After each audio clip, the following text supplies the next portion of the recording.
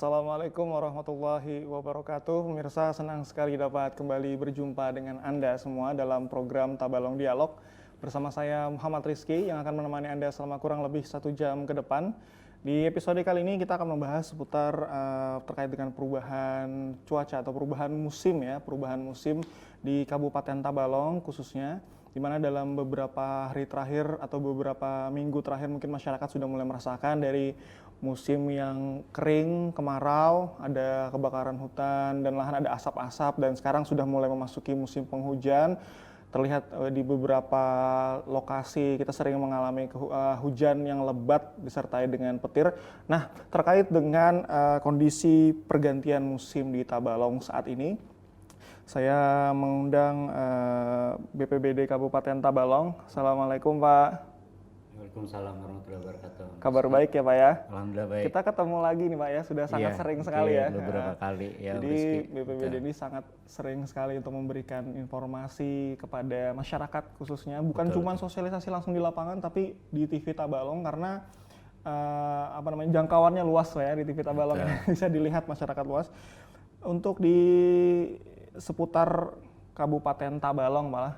Betul. Ini kita kan mungkin masyarakat juga sudah mulai merasakan ada perubahan kondisi cuaca ya, dari yang kemarin nggak pernah hujan, sekarang udah hujan kayak gitu. Nah, ini gimana Pak menurut dari BPBD sendiri terkait dengan siklus dari pergantian musim yang ada di Tabalong saat ini Pak? Ya, Rizky. Assalamualaikum warahmatullahi wabarakatuh. Pemirsa TV Tabalong di mana saja berada, dan mungkin jangkauan TV Tabalong pertama mungkin saya sampaikan sampai keluar daerah itu ya, aksesnya. Beberapa teman sudah memberikan informasi bahwa aksesnya bagus katanya di luar Kalimantan sampai ke Sumatera. Teman kami dari Sumatera Selatan juga pernah memberikan respon pada kami tentang siaran pancar ulang TV Tabalong gitu, terkait dengan penanggulangan bencana karhutla kemarin. Nah, saat ini kita bertemu kembali ya. Pada saat musim hujan sekarang. Jadi kalau kita katakan bahwa untuk Kalimantan di minggu ketiga Oktober dan minggu keempat Oktober, Kalimantan Barat, Kalimantan Tengah, dan Kalimantan Timur itu sudah mulai awal musim hujannya. Dan untuk kita Kalimantan sendiri itu awal musim hujan itu dari minggu pertama November kemarin. Jadi minggu pertama, minggu kedua November, dan sampai saat ini di minggu ketiga itu sudah awal daripada musim hujan di wilayah Kalimantan Selatan, itu sudah mulai merata. Nah, pergantian musim itu sendiri untuk daerah kita Kalimantan Selatan khususnya Tabalong itu normal dibandingkan dengan wilayah luar daripada Sumatera dan Kalimantan, yaitu Pulau Jawa dan Nusa Tenggara. Ini maksud normal tuh gimana Pak? Normal itu dalam artian musimnya itu bergantian secara tetap, artinya tidak berubah, tetap katakanlah 6 bulan sekali, 6 bulan musim hujan, 6 bulan musim kemaraunya, modalnya seperti itu. Paling-paling kelebihan mungkin 15 hari, 2 minggu, sampai itu aja paling kelebihan. Cuman dirata-ratakan normal. Masih normal untuk daerah kita Sumatera dan Kalimantan. Nah, untuk Jawa dan Nusa Tenggara serta Pulau Irian, termasuk juga Sulawesi, itu tidak normal. Artinya kadang-kadang mereka musim kemaraunya itu lebih lama, atau sebaliknya musim hujannya yang lebih lama. Jadi perbedaan siklus musim itu di daerah kita itu dikatakan normal. Menurut BMKG seperti itu juga untuk Kalimantan dan Sumatera. Nah, kemudian pergantian musim hujan itu kan banyak faktor yang mempengaruhi. Jadi akibat angin muson barat yang berembus dari barat itu mengakibatkan musim hujan. Nah, kemudian kalau angin muson timur yang berembus dari timur itu mengakibatkan musim kemarau.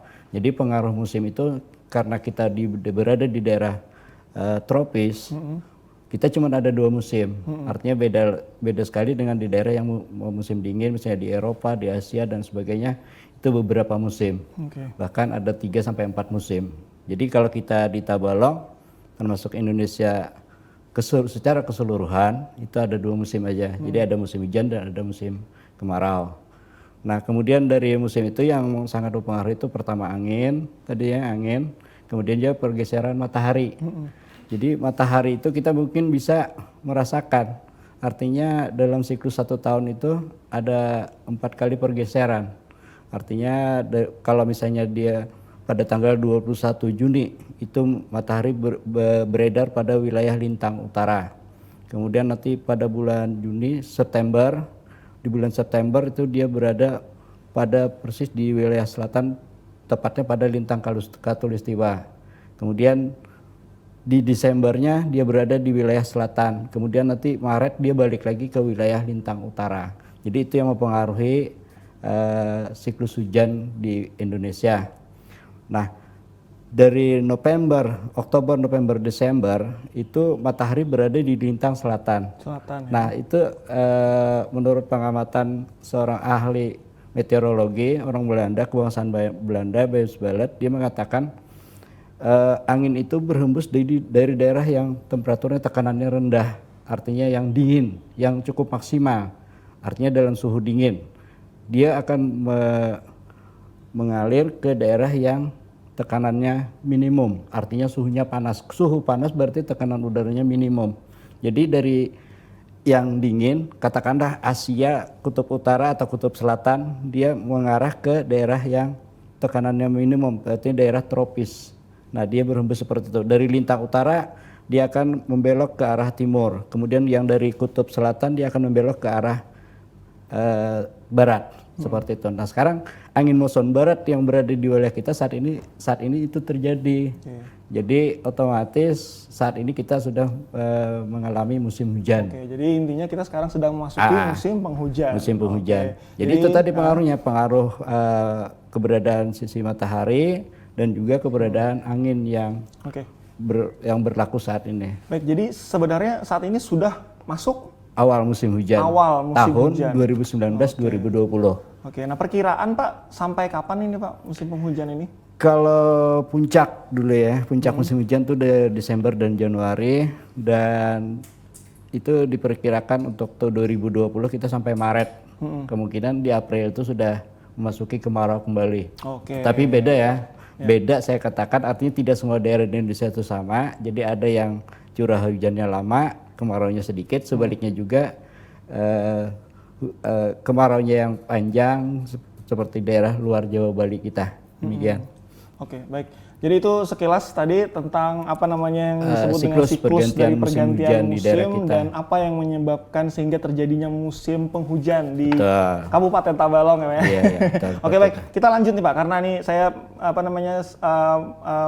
berbincang dengan perwakilan dari BPBD terkait dengan urusan bencana-bencana gitu ya.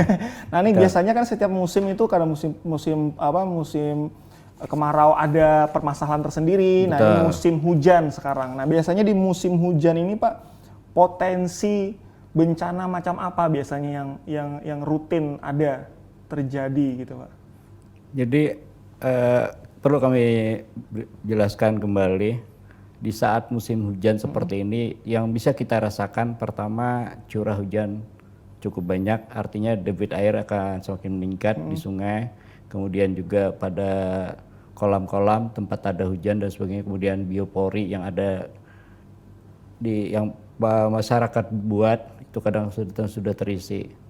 Nah, air itu berlimpah, otomatis risiko yang akan terjadi itu adalah pertama banjir. Kemudian yang kedua, setelah banjir ada pergerakan tanah, begitu yang semulanya kering, lekang, retak gitu ya, katakanlah seperti itu. Begitu diisi air, tanah itu akan berubah struktur, dia akan menggeser. Nah, di daerah itulah akan terjadi pelongsoran. Daerah longsor itu risikonya itu pada daerah yang ketinggiannya itu lebih tinggi dari permukaan laut, seperti kita Tabalong, itu yang rawan longsor daerah utara, di sana daerah tinggi. Nah, itu daerah longsor. Jadi risiko longsor pada musim hujan itu mungkin terjadi. Dan yang ketiga, angin puting beliung. Artinya perubahan dari musim kemarau ke musim hujan itu cuaca ekstrim, katakan orang mengatakan seperti itu. Yang ekstrim itu yang bagaimana? Artinya yang mengandung risiko tinggi, badai hujannya, kemudian badai kilatnya, petir dan sebagainya, kemudian anginnya juga angin puting beliung. angin yang memelintir yang membentuk seperti belalai atau bentuk spiral. Dia mengarah ke permukaan tanah, permukaan bumi kita. Nah, itu 3 risiko. Jadi artinya di saat ini yang perlu kita perhatikan musim hujan itu adalah banjir, kemudian kedua tanah longsor, yang ketiga angin puting beliung. Saat cuaca ekstrim seperti ini, ekstrim itu suatu hal yang menakutkan, tetapi kita perlu mewaspadai. Baik itu pemirsa, 3 hal yang perlu diwaspadai potensi bencana yang kemungkinan terjadi di musim penghujan di Kabupaten Tabalong, banjir, kemudian ada juga tanah longsor dan juga puting beliung. Nah, bagaimana atau di mana saja kemungkinan-kemungkinan itu terjadi, ya sekali lagi kemungkinan-kemungkinan atau potensi, kita akan membahas itu di segmen kedua. Jangan kemana-mana setelah jeda berikut ini.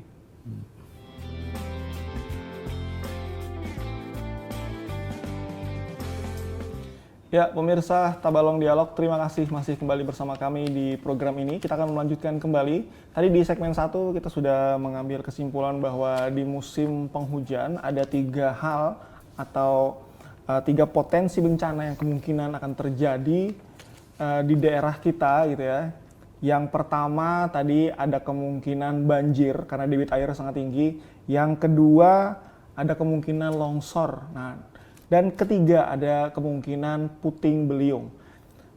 Kita ingin tahu, karena di daerah Kabupaten Tabalong ini ada luas dari wilayah utara sampai ke wilayah selatan. Kita ingin tahu berdasarkan pengamatan dari BPBD, mungkin ada pemetaan atau sebagainya, kira-kira dari 3 potensi bencana tadi di daerah mana-mana saja Pak yang ada kemungkinan Pak ya, kemungkinannya. Ya, silakan Pak.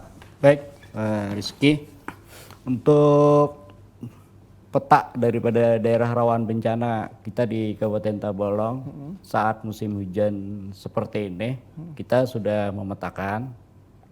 Jadi kami kembali dulu, artinya kebencanaan yang terjadi di Kabupaten Tabalong itu selain pada musim hujan, saat musim hujan ini banjir, tanah longsor, puting beliung, kemudian juga nanti kalau di musim keringnya mungkin kebakaran hutan, kebakaran pemukiman, dan kemudian juga hal-hal lain kebencanaan yang terjadi di daerah kita. Cuman yang menjadi pokok kebencanaan yang ada cuman itu. Artinya yang lain-lain itu tidak ada di tempat kita. Gunung meletus, kemudian tsunami itu memang tidak ada pada tempat kita. Nah, untuk pemetaan wilayah rawan bencana untuk banjir ya. Ini seperti peta yang kami bawa saat ini. Untuk rawan banjir itu di daerah utara Kecamatan Morawia, kemudian di daerah Kecamatan Jarut itu hanya sebagian, kemudian Haruai, kemudian juga Tanjung juga punya potensi. Kalau di daerah selatan itu yang dominan, artinya Muara Harus, kemudian Kelua, kemudian Pugaan, dan Banwalawas. Nah, yang jelas untuk di daerah untuk banjir, saya bicara banjir dulu. Untuk di daerah banjir itu desa-desa yang berada di daerah pinggiran sungai yang rendah ya. Kemudian pembuatan rumah yang sisi pantai dan sebagainya seperti kita di Kecamatan Tanjung, di daerah Ujung Murung, kemudian kalau di Kecamatan Murbudak mungkin di daerah Pangkalan, Pamasiran, bahkan di Masukau juga daerah Kapar. Nah, kemudian kalau di daerah Haruai mungkin di daerah Pasar Lama Haruai, kemudian di daerah Muara Uya itu yang dekat Pasar Muara Uya itu juga sering banjir. Nah, Jarot juga artinya potensi banjir. Nah, sampai ke wilayah tengah, kalau Tanta mungkin meluapnya Sungai Mangkusip, kadang-kadang Tanta di dalam kota sendiri juga bisa banjir, gitu kan. Terus sampai ke Muara Harus, kita masih merasakan itu kalau sudah setiap kali musim hujan itu terjadi banjir. Dan di wilayah selatan seperti Sungai Hanyar itu, kemudian daerah Bangkiling sampai ke daerah Hapalah perbatasan dengan Amuntai HSU itu rata-rata itu sudah tenggelam biasanya banjir. Bahkan desa yang jauh dari sungai pun seperti desa Kuala Perak atau Maligung, kalau mengatakan desa Maligung dulu di Banwalawas itu juga terendam banjir akibat daripada masuknya air sungai melalui pintu-pintu air dan masuknya melalui tanggul yang bobol. Seperti kita lihat di daerah Banwalawas itu beberapa kali sudah ditanggul itu tetap bobol, artinya dengan siring turap baja sebagian itu bobol karena kuatnya arus air, debit air yang tinggi, kemudian menekan tekanan bahu jalan dan sebagainya serta tanggul, akhirnya air merembes masuk ke dalam persawahan petani. Oke, baik. Itu artinya memang merata Pak ya, dari utara sampai ke selatan, Ya, yang penting ada aliran kita sungai. kita punya potensi. Oke. Jadi Ya. Tapi memang ada perbedaan nggak Pak antara yang banjir mungkin yang di utara dengan banjir yang di selatan? Mungkin dari berapa harinya, Bapak lama durasi banjirnya atau mungkin dampak yang ditimbulkan dari banjirnya sendiri? ya kalau durasi banjirnya atau banjir di daerah itu berbeda-beda. Yang sering terjadi banjir kalau musim hujan lebat biasanya di daerah Upal. Cuman itu banjir bandang. Banjir artinya bandang, beberapa artinya saat. cuma banjir yang lewat Ya, cuman karena sungainya yang kecil, kapasitas airnya yang banyak, hujannya yang deras, kemudian juga pohon yang menampung curah hujan itu juga berkurang dengan adanya penebangan pohon, sehingga air melimpah di sungai itu.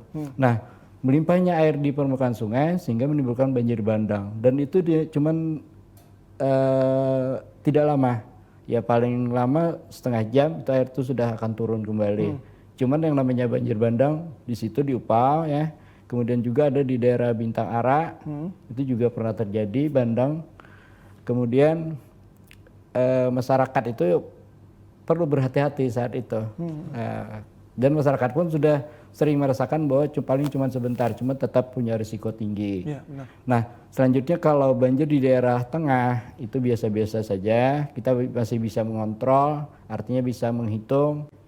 Tapi kalau yang namanya banjir bandang, hujan full 1 hari penuh, kita kadang-kadang bisa terjadi malam hari atau terjadi siang hari, kita nggak bisa memperhitungkan itu, sifatnya sekejap. Nah, kalau di daerah tengah, kemudian kalau biasa-biasa saja sedang, kalau yang lama itu di daerah selatan justru. Ya? Nah, di selatan ini air Tabalong itu kan mengalir di daerah Kelua itu terbagi dua, kecamatan Kelua itu terbagi dua arus. Yang satu mengarah ke arus ke wilayah Amuntai, kemudian yang satu mengarah ke daerah Sungai Barito, artinya lewat Sungai Hanyar, air itu terpotong dua, Sungai Tabalong terbagi dua. Nah, yang terbagi dua inilah, ini yang di sebelah kiri di sini, ini banjir di daerah Pugaan, kecamatan Pugaan dan sekitarnya sampai ke Pampanan, Tamunti, daerah yang rendah di sana itu akan terendam. Nah, kemudian yang di sebelah kanan, yang mengarah ke Sungai Barito sampai ke Kapuas, ini sungainya, ini akan merendam beberapa desa yang ada di wilayah kecamatan Banualas, termasuk Sungai Hanyar, Banualasnya sendiri, di dalam kotaknya Banualas kecamatan sendiri itu bisa terendam. Sampai ke daerah Bangkiling, terus Sampang Sari sampai Hapalahnya, sampai perbatasan Amuntai. Jadi kita cukup sampai di situ. Di sini lama. Nah, sekarang ini juga berpengaruh lamanya kalau air Sungai Barito meluap. Kemudian kalau di Amuntai, Sungai Balangan juga turun, ngumpul di Amuntai. Nah, ini agak lambat prosesnya, artinya turunnya air di daerah kita Kabupaten Tabalong khususnya wilayah selatan itu semakin lambat. Belum lagi kalau di daerah Amuntai, HSO, kabupaten tetangga kita, itu orang yang tahu cuma 2 sungai, tetapi berdasarkan cerita teman-teman itu sebenarnya ada 3 sungai, artinya dari Barabai juga masuk melalui daerah Sungai Bulu, daerah perbatasan itu yang merembet ke lahan pertanian masyarakat. Jadi ada 3 sungai ngumpulnya di daerah HSO itu. Nah, di sini embung, artinya tempat saluran jalan sungai kita Tabalong sendiri itu agak lambat. Nah, demikian. Jadi itu yang lama itu di daerah selatan, yang sedang itu di daerah utara, dan yang cepat banjirnya mungkin di daerah di tengah ya, daerah utara itu yang cepat tapi lama. Meskipun cepat tapi kadang berbahaya juga bandang. Iya, tetap berbahaya. Punya risiko. Lanjut lagi Pak untuk yang kedua tentang longsor di daerah mana Pak? Nah, kalau longsor itu di daerah Jaro ya, di daerah Jaro, kemudian di daerah Bintang Ara, dan juga di dalam Harwai itu sebagian, Upau juga ada, Tanjung sebagian, ya Tanjung kita bisa melihat di daerah Wayau, daerah yang banyak perumahan yang di bantaran sungai itu serta tanamannya yang kurang. Itu kita bisa melihat banyak yang dibentuk siring itu di daerah longsor itu sebenarnya. Kemudian sampai ke Muara Harus juga dan yang paling banyak itu adalah di Banyualas. Banyualas itu sepanjang Sungai Anyar itu banyak tanah yang longsor. Kita bisa aja melihat dari lewat Sungai Anyar Banyualas baik lewat kiri maupun lewat kanan itu sebelah kiri dan sebelah kanan itu banyak tanah yang longsor serta rata. Rata dari permukaan tanah sungainya. Kembali lagi sama dari utara ke selatan juga sama aja Pak Iya, risikonya khususnya sama. di daerah bantaran sungai khususnya. Daerah bantaran sungai. Nah, kalau untuk gunung-gunung Pak mungkin di daerah utara ada nggak? Kalau di daerah utara yang itu kalau Morayes nggak seberapa ya. Seberapa ya? Terutama kalau di daerah pegunungan yang daerah Jaro itu yang mungkin banget mungkin. Artinya yang lebih banyak tuh di daerah Jaro untuk tanah longsor kejadian yang sudah yang kami pantau beberapa tahun kemarin yang sering longsor itu di daerah Kecamatan Jaronya. Longsor dalam skala kecil sih tetap ada aja di beberapa kecamatan dan dimanapun sepanjang ada sungai, sepanjang ada daerah pegunungan. Tapi kalau secara umum daerah longsor itu di daerah dataran tinggi ya, dataran tinggi. Tapi di daerah dataran rendah itu juga longsor pada daerah bantaran sungainya. Demikian. Yang terakhir Pak, pembahasan tentang angin puting beliung. Di daerah mana aja Pak kira-kira Pak? Nah kalau angin puting beliung ini justru ada di wilayah tengah ya. Angin puting beliung baik Kecamatan Tanjung dan Kecamatan Tanta. Beberapa kejadian puting beliung sering terjadi di daerah kita Tanjung dan sekitarnya serta daerah Kecamatan Tanta. Dan di Kecamatan Murpudak juga pernah terjadi. Nah, saat ini kita mungkin katakanlah itu bukan angin puting beliung, saat ini aja sudah angin kencang-kencangnya kan. Iya, benar. Banyak atap-atap rumah yang berterbangan, saking derasnya angin itu dia sampai atap rumah berterbangan, kemudian pelafon atasnya jebol, kemudian ada yang terangkat dan sebagainya serta bangunan-bangunan telkom, antena itu kadang ada yang patah, ada yang tumbang, pohon dan sebagainya. Nah itu derasnya angin yang ada di wilayah kita kecamatan di tengah ya, kecamatan tengah utamanya daerah yang artinya dia dari tanahnya tidak tinggi dan tidak rendah. Kalau angin itu dia sebenarnya kita beberapa angin kan, ada yang angin pegunungan itu dari gunung ke bawah sampai ke lembah sampai ke dataran, kita di tengah-tengah ini. Makanya angin itu banyak fokus.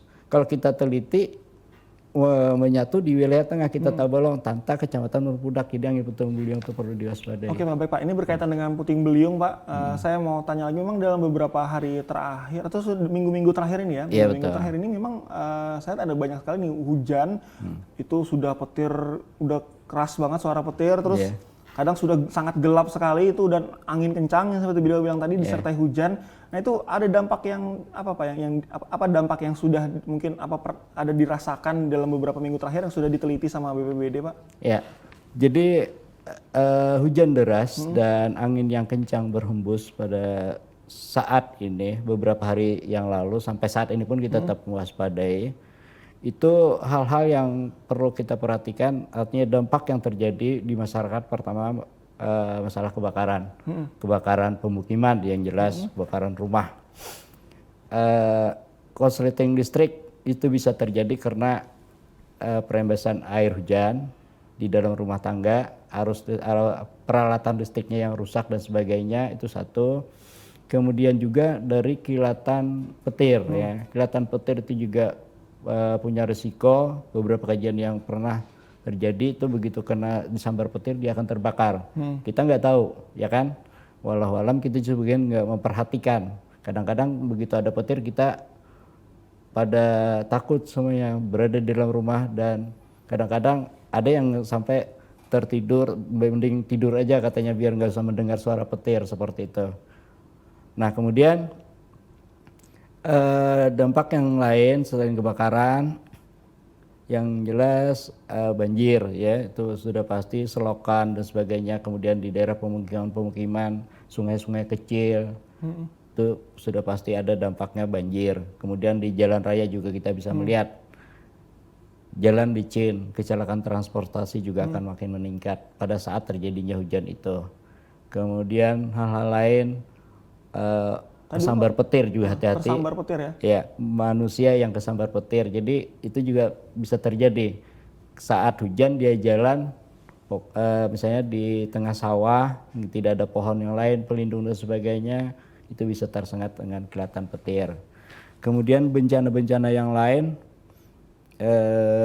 saya rasa masih ada ya dari risiko-risiko itu. Pak, tadi ini kan tadi sebelumnya menyebutkan tadi ada ini kalau dampak secara apa namanya yang kita lihat yang memang ada diteliti sama BPBD yang memang ada real dalam beberapa pekan ini Pak, dalam beberapa minggu ini Pak, mungkin pohon tumbang kah atau ada bangunan yang rusak kah atau apa karena angin kencang dan petir ini Pak yang sudah mungkin diteliti sama BPBD? Oh ya, betul.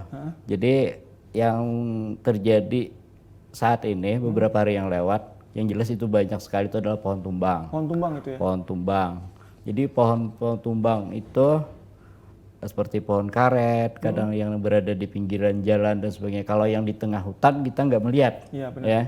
Jadi yang jelas pohon tumbang itu yang terlihat sekali itu yang mengganggu arus lalu lintas. Artinya yang pohonnya tumbang, kemudian menimpa bahu jalan, ada yang menimpa kabel listrik dan sebagainya. Itu memang sudah beberapa lokasi kejadian, ada yang di daerah Warukin, ada yang di daerah Kecamatan Haruai, dan bilang hampir semua kecamatan itu ada pohon tumbangnya. Nah, kami yang berada di BPBD yang berada di Tanjung Tabalong ini memang kesulitan untuk memantau di daerah yang jauh, artinya untuk menanggulangi itu.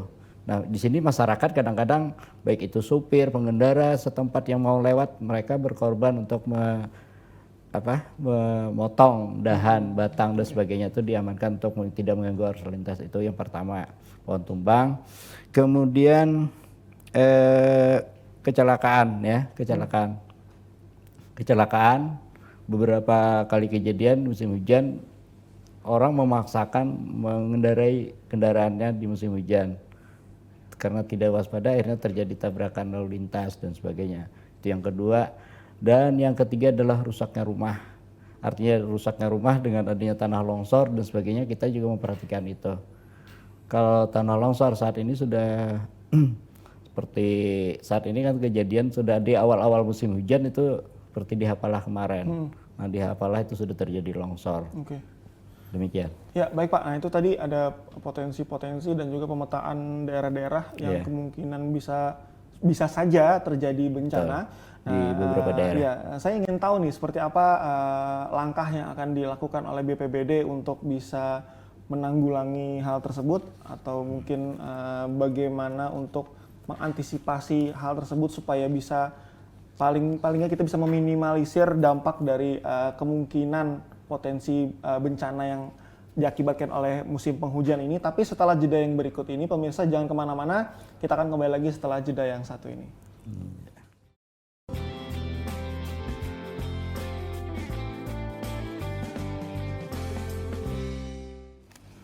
Ya pemirsa, terima kasih masih kembali bersama kami dalam program Tabalong Dialog.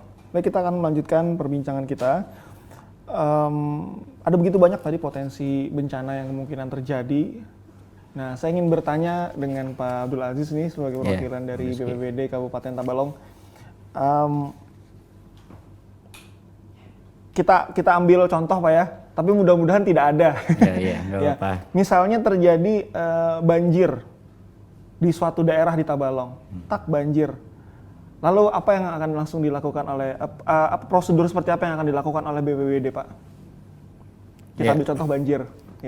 Satu kejadian bencana katakanlah banjir, kemudian banjir itu menggenangi perumahan pemukiman masyarakat. Kalaunya banjir itu tidak mengganggu aktivitas masyarakat, mungkin kita biarkan saja. Artinya biarkanlah air itu mengalir. Tetapi kalau sudah terjadi musibah atau bencana, perumahan masyarakat yang terendam, tempat peribadatan, misalnya masjid langgar, jalan, akses untuk dari rumah ke menuju sekolah, itu terganggu, kita akan perhatikan itu. Dan sekaligus kami akan koordinasi. Jadi yang pertama kita pantau titik air titik airnya misalnya kejadian-kejadian sudah semakin tinggi yang terendam. Jadi OPBS kecamatan melalui leading sektornya misalnya juga melalui Pak Camat, Kepala Desa dan sebagainya juga melapor kepada kami. Setelah mendapatkan laporan, kami akan tindak lanjuti memastikan bahwa itu benar terjadi dan merendam rumah masyarakat. Selanjutnya kami turun ke lapangan. Sebelum turun kami mempersiapkan peralatan. Yang jelas tenda, posko, kemudian logistik juga kami bawa sekaligus. Kemudian petugas-petugas yang pelayanan di tempat kejadian bencana banjir itu juga sudah kami siapkan. Jadi selain daripada koordinasi, persiapan petugas, persiapan peralatan, dan juga koordinasi yang lain yang tidak kalah pentingnya itu kami melakukan koordinasi juga dengan PMI. Sehubungan dengan kejadian banjir, kita tidak menutup kemungkinan ada masyarakat yang terendam, akhirnya jatuh sakit. Kemudian yang sering itu kejadian itu adalah masyarakat itu kalau sudah banjir banyak yang kena penyakit gatal, penyakit kulit. Nah seperti itu. Jadi kita melayani masyarakatnya melalui bantuan PMI juga, kemudian tenaga kesehatan medis setempat misalnya juga untuk turun menangani kegiatan bencana itu. Dan kami juga dari BPBD begitu terjadi banjir kita mengevakuasi, yang jelas evakuasi masyarakat yang rumahnya terendam yang cukup dalam, artinya yang punya risiko tinggi. Misalnya sampai rumahnya terendam 2-3 meter, tetapi masyarakatnya tidak, masyarakatnya tidak mau keluar misalnya, dia diam di rumah atau dia terkurung atau dia tidak punya akses atau punya peralatan untuk keluar. Nah itu yang kita perhatikan, artinya sekaligus juga kami sampaikan kepada masyarakat, artinya yang perlu kita tindak lanjuti, yang kita amankan, kita evakuasi itu adalah orang yang benar-benar kepepet seperti itu ya, dia tidak punya akses, berenang nggak bisa, itu yang diutamakan. Bahkan orang tua juga, orang yang jompo, lansia itu kita utamakan lebih dulu, kita bantu. Kemudian yang disable juga, yang cacat itu kita amankan dulu. Artinya jangan sampai dia itu berendam di rumahnya dengan keadaan banjir seperti itu. Makan juga kita perhatikan dapat makanan apa enggak, dia enggak bisa masak kan. Nah itu, dan yang paling penting juga begitu masyarakat kita ungsikan, kita tempatkan pada titik kumpul yang aman, kemudian kita membantu juga biasanya dari sosial, ya dinas sosial juga akan turun membentuk dapur umum, memberikan makanan dan sebagainya, serta pengobatan dan lain-lain seperti itu. Dan hal-hal lain itu koordinasi kita dengan, yang jelas dengan pemerintah setempat untuk penanganan. Nah itu biasanya kalau sudah banjir itu sampai 2-3 hari gitu ya. Artinya banjirnya tidak turun-turun, artinya begitu sudah sampai 3 hari ke atas itu kita sudah mulai rawan. Masyarakat juga akan merasa tidak nyaman, kemudian dapat penyakit juga, kadang-kadang gatalan, macam-macam penyakit yang ada di situ. Sebab airnya tidak mengalir kan, airnya kotor dan sebagainya.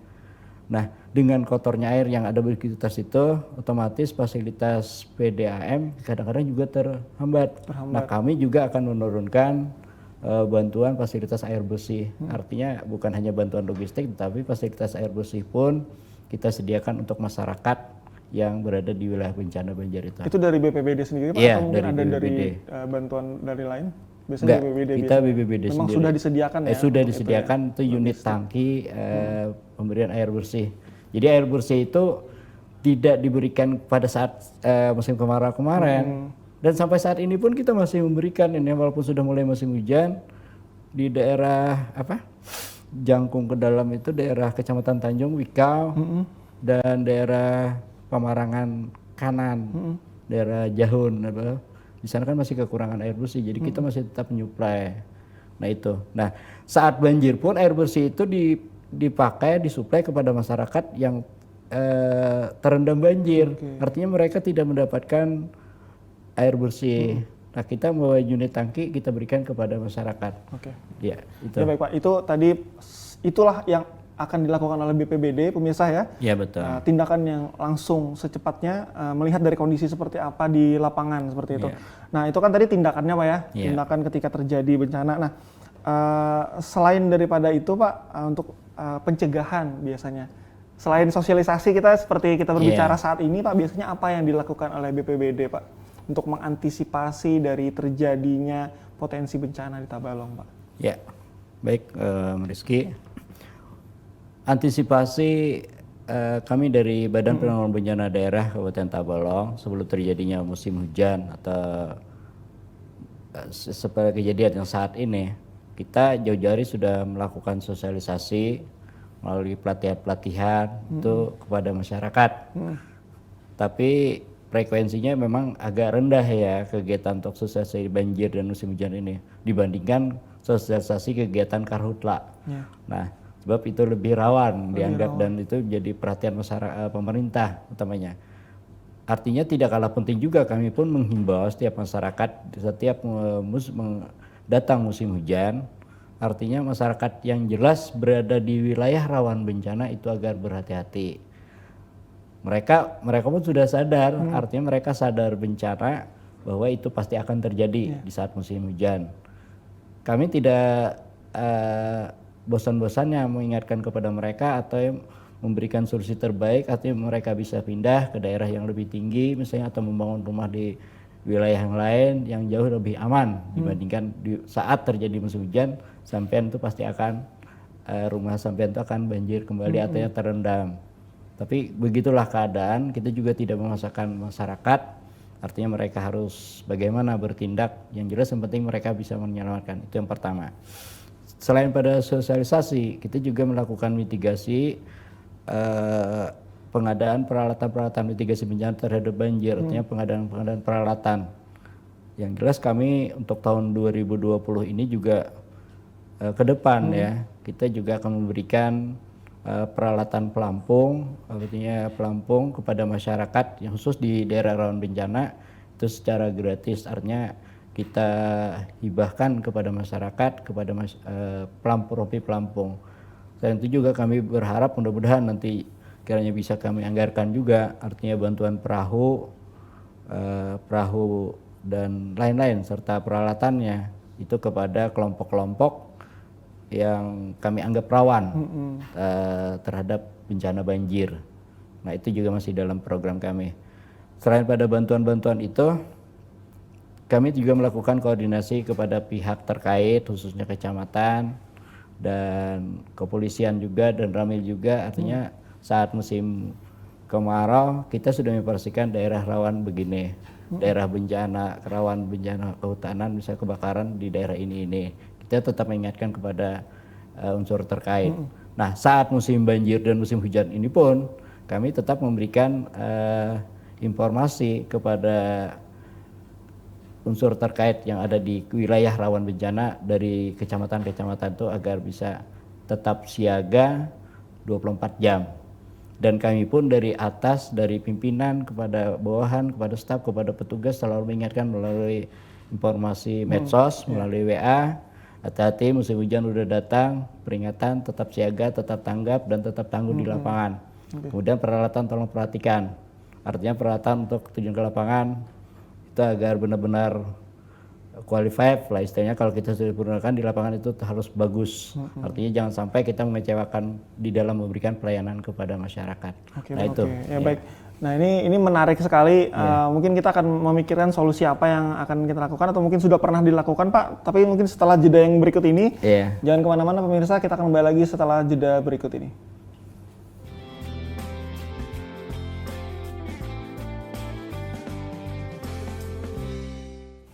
Ya pemirsa, terima kasih masih bersama kami dalam program Tabalong Dialog. Baik Pak Abdul Aziz, ini tadi terkait dengan masalah longsor tadi, ini saya sempat mendengar bahwa ada dana hibah ya untuk pembangunan siring di pinggir sungai, benar gitu Pak? Iya, benar itu. Itu di mana itu Pak? Rizky, jadi untuk tahun 2019 kita Kabupaten Tabalong itu akan mendapatkan dana hibah dari dana APBN dan akan dimasukkan ke dalam dana APBD daerah kita.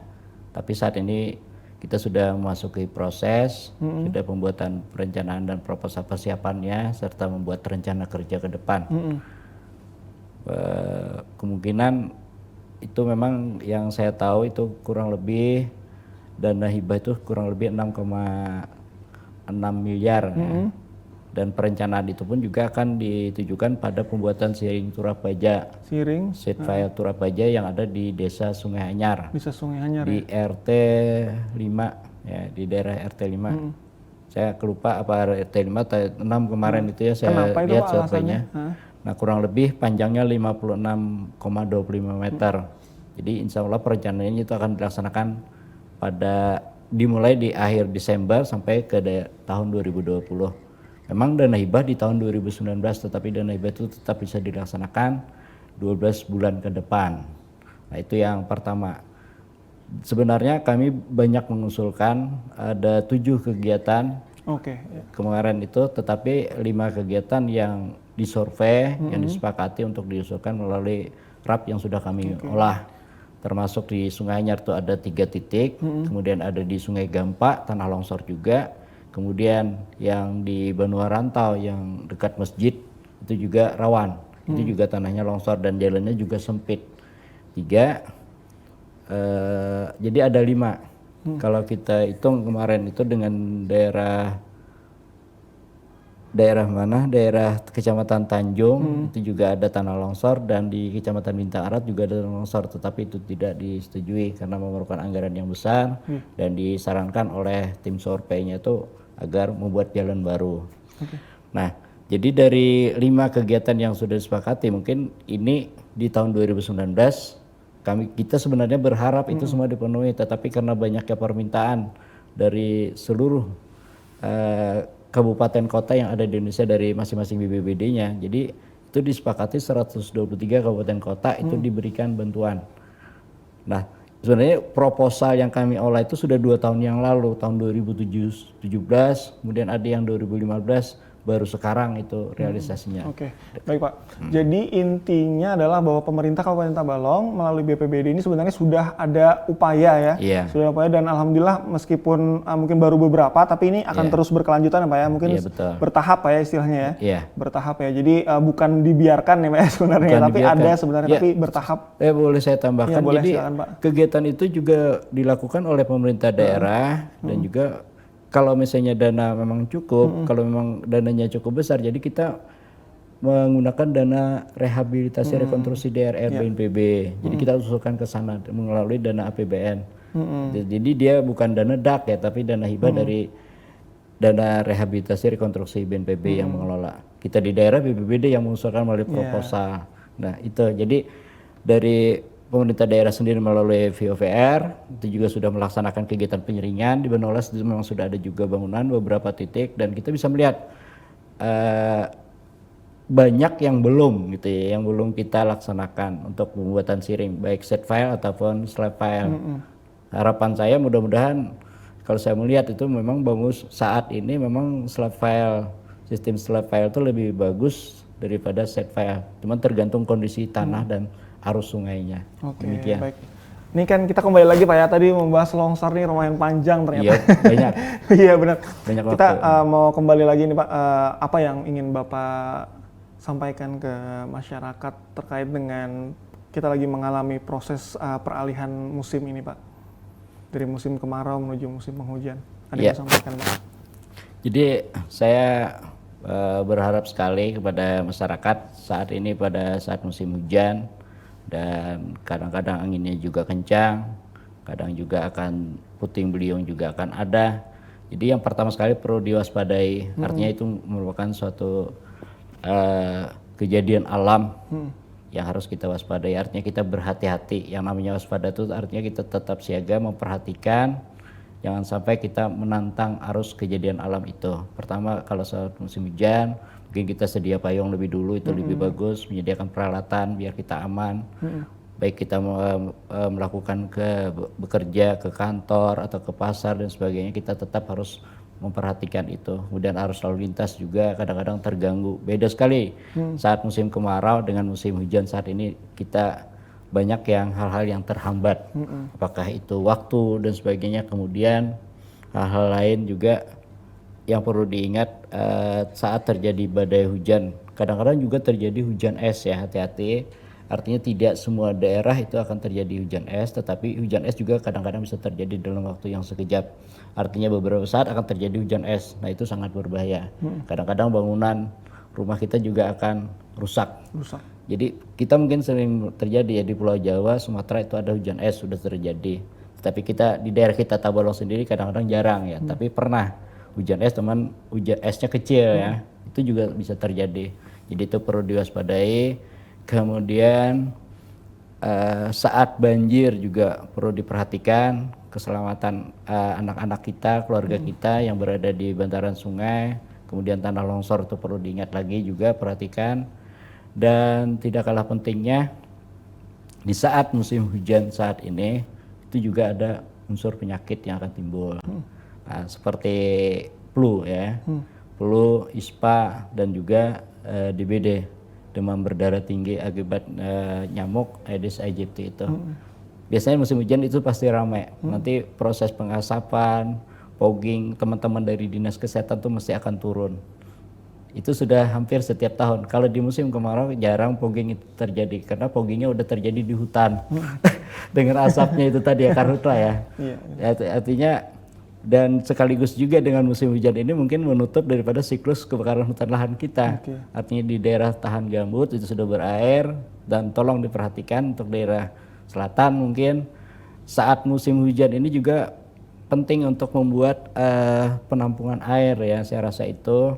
Kemudian perumahan juga yang belum punya, rata-rata dibangun dengan tertutup aspal, semen dan sebagainya yang tidak ada tanahnya, kadang-kadang artinya untuk membuat peresapan air itu susah. Artinya tolonglah kepada masyarakat, artinya membuat resapan, sediakanlah tanah beberapa meter lah, atau kita membuat biopori ya, biopori sendiri untuk penampungan air hujan itu biar kita siklus alam kejadian bencana itu bisa teratasi. Kebanyakan banjir itu karena apa? Karena resapan air di permukaan bumi kita tuh kurang. Nah sekarang terus sampai ke laut dan sebagainya ya kan, nah seperti itu. Tapi kalau resapan di daratannya itu lebih banyak terhadap arus air hujan yang dicurahkan, insya Allah itu akan normal gitu. Kadang-kadang karena banjirnya itu kenapa jadi berlebihan seperti itu, pohon ditebang nggak bisa meresap air kan, kemudian biopori juga akibat bangunan, infrastruktur yang ada di lingkungan kita seperti itu, sehingga resapan itu sekarang susah. Belum lagi ditambah misalnya di sungai, sungainya yang dangkal, tidak ada pengurukan, tidak ada pembersihan, sampah dan sebagainya. Nah, itu sangat berpengaruh terhadap banjir itu. Nah, itu harapan kami kepada masyarakat dan hati-hati sekali. Saya berharap kepada masyarakat bisa melakukan kerjasama, artinya memperhatikan minimal untuk diri sendiri, kepada keluarga dan kepada lingkungannya, itu lebih utama. Dan kami dari BPD juga selalu siap menantikan panggilan, artinya jika terjadi bencana dan sebagainya silahkan hubungi kami. Pak, ya. Musim hujan tuh tapi tetap ada kemungkinan kebakaran Pak ya, bangunan mungkin? Iya tetap, kebakaran itu masih tetap terjadi. Kita mungkin 2 hari yang lewat ya, kemarin di Kota Baru. Itu Kalsa di Pulau Sebuku itu kan, tapi kita bisa teliti kenapa jadi banyaknya kebakarannya.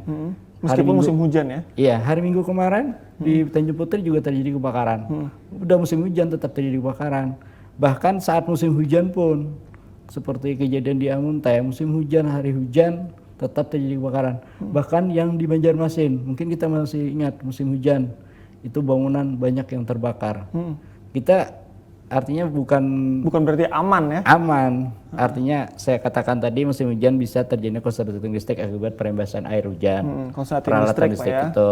Kemudian bisa juga terjadi sambaran kilatan petir kepada rumah penduduk. Ya.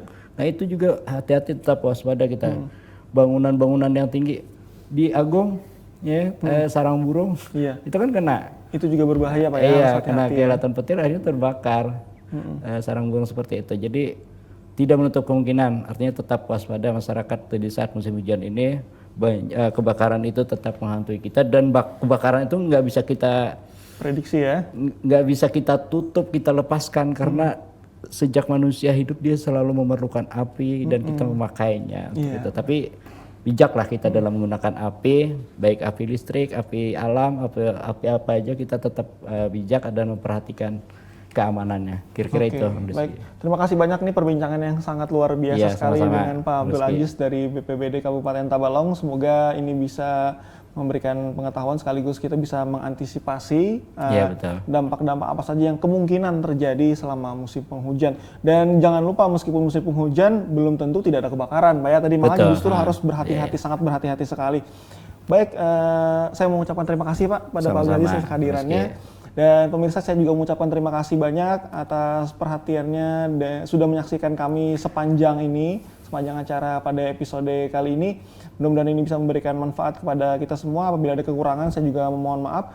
Wassalamualaikum warahmatullahi wabarakatuh. Waalaikumsalam warahmatullahi wabarakatuh. Pak. Ya.